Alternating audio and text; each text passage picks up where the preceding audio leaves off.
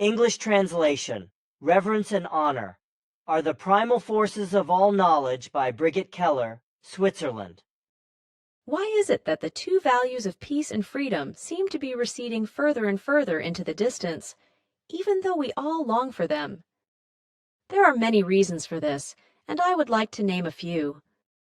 Peace and freedom are not guaranteed if a human being does not respect others with reverence and restricts them in their rights, their freedom of choice, their needs, their desires, their personality, and their way of life, imposes their own opinion on them in a coercive, forcible, or even merely insistent manner, or also only attempts to do so, allows their freedom or their life to be encroached upon. Human beings cannot live in peace and freedom if they cannot develop their physical, psychological, and mental freedom according to their abilities and inclinations in their individual form. For example, if their neighbor, who may be less well off, harasses them with envy, hatred, resentment, jealousy, revenge, torment, or also just with bad thoughts and puts obstacles in their way. Peace and freedom do not exist wherever harsh selfishness is rampant, where social injustice prevails, where some are hungry and others are oversaturated because far too many human beings live on our earth and are still being brought into the world. However, peace and freedom are also lacking where children cannot really be children because they are deprived of all the rights to which they are entitled. The incompatibility of peace and freedom with our human behavior and our flawed systems of law and justice also does not stop at our abuse of fauna and flora and our planet, which are actually entrusted to us for the protection and preservation of life. Peace and freedom will remain unattainable on a large and small scale as long as one nation rises above another, one race feels better than the other, a political, economic, military, or ecclesiastical ruler presumes to be able to and also does rule over other lives in selfishness and materialism. Our desire will remain unfulfilled as long as the positive or the negative still dominates in any area. The basis and basic prerequisite for peace and freedom, and for a desirable way for human beings to treat each other and each other's lives, can be found in the rules of order of Genesis. Reverence and honorability are the primal forces of all knowledge. What does that mean? Quite simply, we are then able to recognize, grasp, and understand a fellow human being or any other life, in their essence, in their needs, in their thoughts and actions, in their individuality or bizarreness, in their entire being, and consequently also to deal with them according to their nature, if we have acquired the ability to treat them with reverence.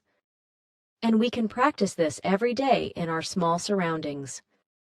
When we acquire this wisdom, we recognize our neighbor in his nature so clearly that it becomes completely impossible for us to treat him in any other way than with reverence.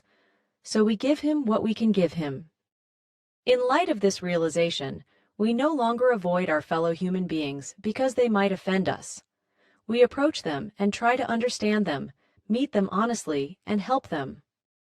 This also means, for example, listening to what the other person is saying to us and thinking about what they mean by it, and not listening while they are listening and then thinking that they have said what is going on in our minds.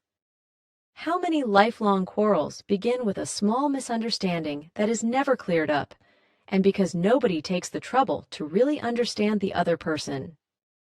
We will also encounter human beings in the distant future who we hate outright today because everything about them is not as we would like it to be. Human beings who are completely opposite to us in terms of vibration. But there is also a behavior that brings inner peace. Neutral thinking and acting with honest feelings, without the addition of emotions.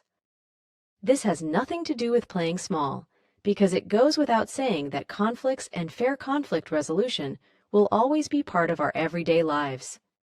No matter how foreign, how unsympathetic a fellow human being may be to us, an immortal spirit form dwells within him that alone deserves our highest respect. And perhaps it will also help us to realize that we human beings basically all have the same goal, even if this goal is buried in so many of us. war, murder and manslaughter, exploitation and oppression, sexual offenses, discrimination and racism, crime, child abuse, political, state, church and personal abuse of power, as well as all the other abuses in interpersonal relationships, are all and all other grievances in the interpersonal sphere will cease to exist when wisdom increases in human beings and they slowly realize how they can achieve peace and freedom within and around themselves.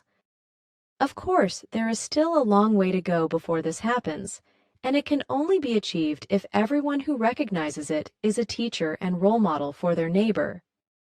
Those human beings who already know more and live more truthfully than their quarrelsome and greedy fellow human beings must also endeavor to ensure that schools teach according to criteria other than just material ones, that prospective parents take the correct path in bringing up their children, and that overpopulation is drastically counteracted.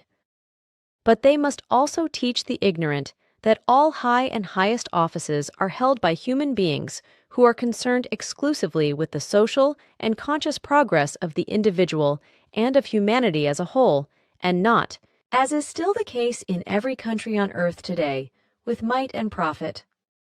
The countless sects and religions that deliberately keep their believers lowly intelligent and humble will also be doomed, because what human beings need in terms of spiritual nourishment is the logic of the doctrine of creation, which it will be up to the future spiritual leaders to teach them.